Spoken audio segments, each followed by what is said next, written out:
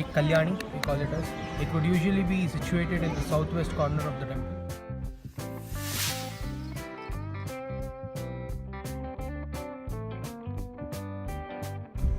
Halebidu, historically called as Dorasamudra or Dwarasamudra, was a regal capital of Hoysala Empire around 12th century. It was twice ransacked by a man named Malik Kafur. He miserably failed doing these two things. One was to loot the hidden treasure, and second one was to destroy the architecture. This is the entrance of Halebidu temple. And that is the main door. You can see that this is a Hoysala style of architecture which was prevalent between 11th and 13th century, and this was orchestrated to be built by a king called Vishnuvardhana, who was one of the most famous kings of Hoysala Empire. This place called Halebidu, which is called the Old City, literal translation, is situated in the Hassan district. The best part of this temple is that you can see 2 Jaina basadis and 1 Hindu temple all inside the same complex. These extensive architectural fantasies and beauties you can see were taken decades to be carved, and this is about 800 years old. We can still see the intricate structure carved. I am seriously awestruck by the effort that was put in getting these things to reality. Just imagine, right after about 150 or 200 years after this was built, a king or an invader called Malik Kafur tried to defigure most of the statues and the architecture, but he wasn't able to do it. He had to simply retract. This is the power of architectural temples of India. They stand the test of time. Can you see something very interesting here? It shows that missile technology was used in warfare. Not any warfare, but a war that took place in a place called Kurukshetra, and the war was Mahabharata.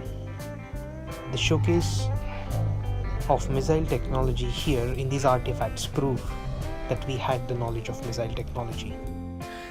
This artifact proves that our ancestors had the knowledge that there was an ancient alien civilization that lived inside Earth and maybe still lives inside the Earth. You can see the inner part of the Earth with people and the outer part of the Earth with people, and an opening from the outer part to the inner part. This may be the proof that they knew that there was an alien civilization. There is an internal part showing the inside world and an external part showing the external world, and you can see people carved there who are living inside and people who are living on the outside. You can also see a place or a tunnel or a gorge from outside to inside, which is a way for coming in from out and going out from inside. This is exciting, amusing and amazing that our ancestors knew so much about what was in. This is something called Torana, which is an elaborate carving on the upper part of an entrance. This practice is still seen in most of the old houses who have a wooden carving on the upper part of their door or entrance, and probably on either sides as well. We couldn't decode this part, but it mainly said who carved and who helped. This is the main entrance, and as we go in, we can see beautiful carvings, especially on the ceiling. This ceiling shows a story from Ramayana, and usually the ceilings are carved with intricate structures of chakras showing 7 chakras or 9 chakras and a lotus, which you can see on the left side. But this particular temple shows a history, a story or a history of Ramayana. In the center of old temples, we see a round structure which is like a stage, and this is called Vasanta Mandapa. This is mainly used for occasions such as dancing or marriages or any special occasions. There are two bulls in the temple, one a big one and a smaller one.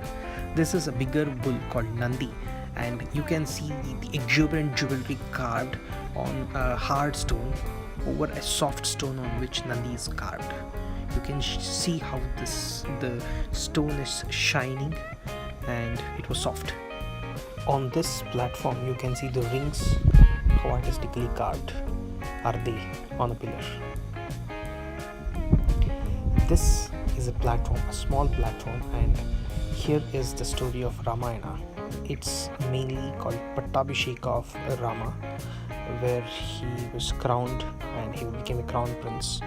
So you can see the gathering of different Maharshis, Devas and celebrated gods at the ceremony where Rama was crowned.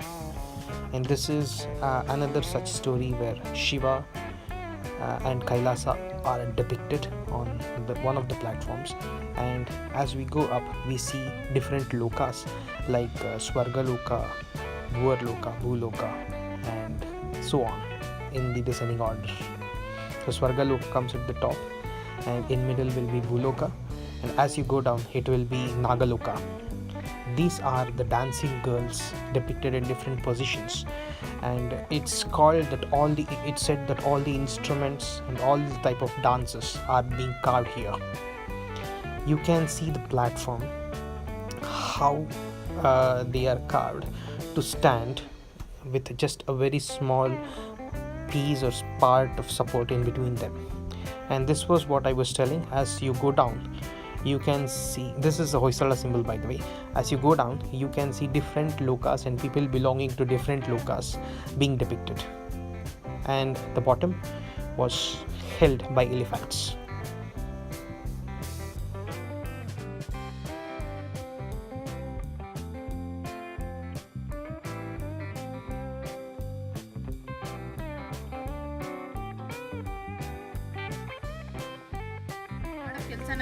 It's raining outside, but I thankfully found some very hot delicacies to enjoy upon.